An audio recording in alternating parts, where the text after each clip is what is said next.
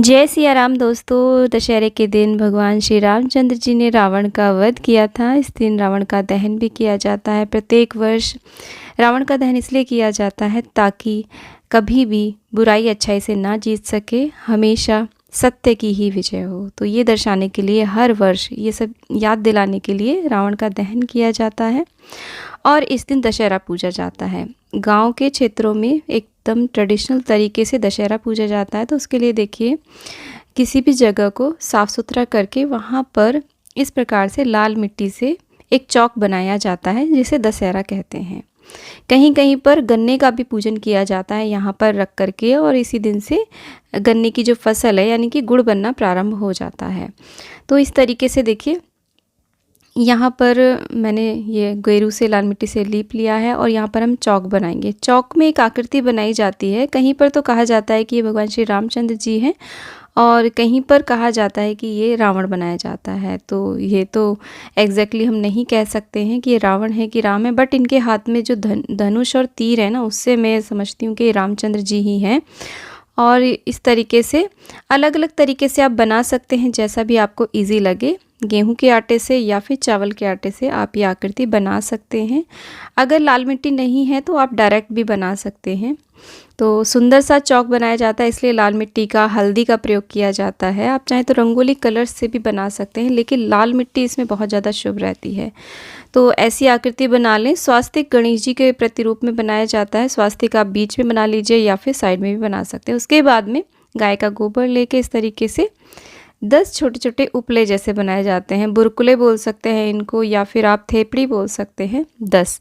अब ये जो 10 होते हैं, मैं जो समझती हूँ ये होते हैं रावण के 10 सिर। इस प्रकार से रावण बहुत बड़ा विद्वान था। उसका जो विध्वंस हुआ था वो सिर्फ और सिर्फ उसके अहंकार की वजह से हुआ था।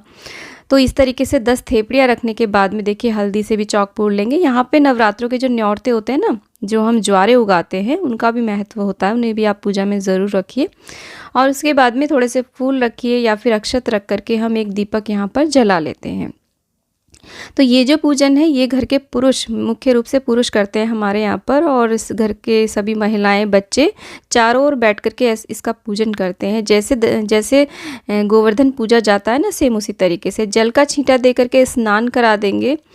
और इस प्रकार से भगवान श्री रामचंद्र जी का ध्यान करते हुए हम ये पूजन करते हैं। उसके बाद में जल से स्नान कराने के बाद में, अब ये जो स्नान कराया है, आप चाहें तो किसी फूल की मदद से भी करा सकते हैं या किसी पत्ते की मदद से भी करा सकते हैं। अब हम टीका करेंगे रोली से, चंदन से, रोली से आप टीका करिए, हल्दी से टीका करिए। हल्दी बहुत ही शुभ मानी जाती है। इस प्रकार से, और ये जो हमने 10 थेपड़ी बनाई है ना, इसको भी हम टीका करेंगे इस प्रकार से सभी को।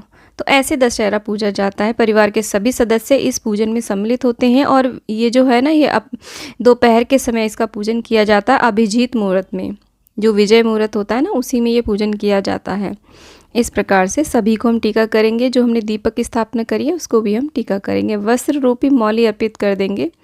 यहाँ पर आप अलग अलग भी वस्त्र रूपी कलावा अर्पित कर सकते हैं या फिर एक जगह ही कर सकते हैं। कोई भी फूल हो आप पूजा में उनका भी यूज़ करें, फूल भी चढ़ा दें। उसके बाद में यहाँ पर देखिए, कुलिया भरी जाती हैं। कुलिया के गले में मौली बांध लीजिए इस तरीके से और टीका कर लीजिए उन पे। कुमकुम और हल्दी और कुमकुम लगा लीजिए और उसके अंदर खील भरी जाती है। खील के ऊपर एक बताशा रखा जाता है इस तरीके से। तो 10 कुलिया भरी जाती हैं यहाँ पर। तो 10 कुलिया को भर करके हम यहाँ पर रख देंगे इस प्रकार से देखिए। और यहाँ देखिए, मैं इन कुलियाओं पे बताशा रखना भूल गई हूँ, तो इसलिए मैं एक प्लेट में यहाँ पर सारे बताशे रख दूँगी इस प्रकार से देखिए। लेकिन हर कुलिया के ऊपर एक बताशा रखा जाता है और बाद में ये प्रसाद के रूप में वितरित कर दी जाती हैं, बच्चों को दे देते हैं। तो सारे बताशे मैं यहीं पर रख देती हूँ। और इसके बाद में जो हमने नवरात्रों के ज्वारे उगाए हैं उनमें से ज्वारे तोड़े जाते हैं और ये सारे जो हमने यहाँ पर 10 थेपड़ी रखी है ना, इन पर सभी पर रखे जाते हैं थोड़े थोड़े से। इन ज्वारों का बहुत महत्व रहता है। इन ज्वारों को बहनें अपने भाइयों के कान पर भी रखती हैं। विजयदशमी उन्हें विजय तिलक करती हैं और भाई उन्हें कुछ ना कुछ गिफ्ट देते हैं, जैसे भाई दूज पर या रक्षाबंधन पर गिफ्ट देते हैं, उसी प्रकार से। तो घर के जो पुरुष हैं या फिर हमारे यहाँ तो भाई के कानों पर ही रखे जाते हैं। और उत्तराखंड में तो कुछ महिलाएं, मैंने इनको बालों में लगाते हुए भी देखा है, तो बहुत ही शुभ रहते हैं, बहुत सुंदर लगते हैं जब हम अपने हेयर क्लिप में इनको लगा लेते हैं बालों में। बहुत अच्छा लगता है, आप भी लगा करके देखिएगा। मैं भी लगा लेती हूँ, बहुत सुंदर लगते हैं ज्वारे जब हम इन्हें बालों में तोड़ करके लगा लेते हैं। उसके बाद में देखिए हम इस प्रकार से आरती कर देंगे। अब प्रार्थना करेंगे, क्षमा याचना करेंगे कि हमें भी हे ईश्वर विद्वान बनाइए, परंतु हमारे अंदर बिल्कुल भी अहंकार नहीं होना चाहिए अपने ज्ञान का, और हम इसी प्रकार से सद्बुद्धि हमें प्राप्त होती रहे। प्रार्थना करेंगे, क्षमा याचना करेंगे।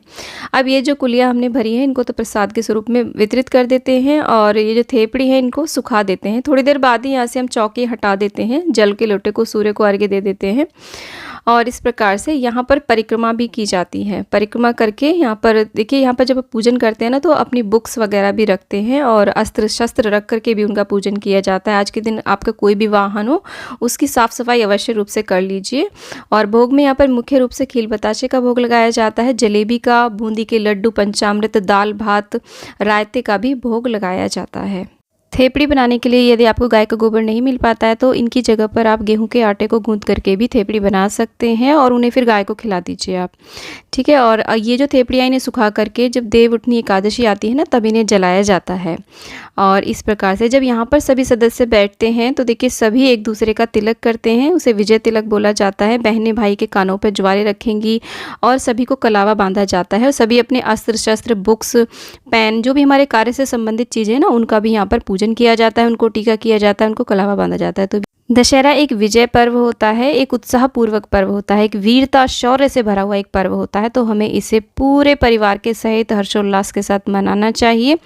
विजयदशमी का पूजन कैसे किया जाता है, दशहरा कैसे पूजा जाता है, किस प्रकार से हम अपने अस्त्र शस्त्रों का पूजन करते हैं, शमी वृक्ष का पूजन, अपराजिता माता का पूजन कैसे किया जाता है, उससे संबंधित सारे वीडियोज़ आपको मेरे चैनल पर मिल जाएंगे। उन सभी का लिंक आपको डिस्क्रिप्शन में या फिर एंड स्क्रीन पर मिल जाएगा, आप उन वीडियोज़ को भी ज़रूर देखिए। तो दोस्तों, वीडियो यदि आपको अच्छा लगा है, ज्ञानवर्धक लगा है, तो वीडियो को लाइक, शेयर एंड चैनल को जरूर सब्सक्राइब करिए, और कमेंट बॉक्स में जय श्री राम अवश्य लिखिए। दोस्तों, मिलती हूँ नेक्स्ट वीडियो में, तब तक के लिए जय श्री राम, हर हर महादेव।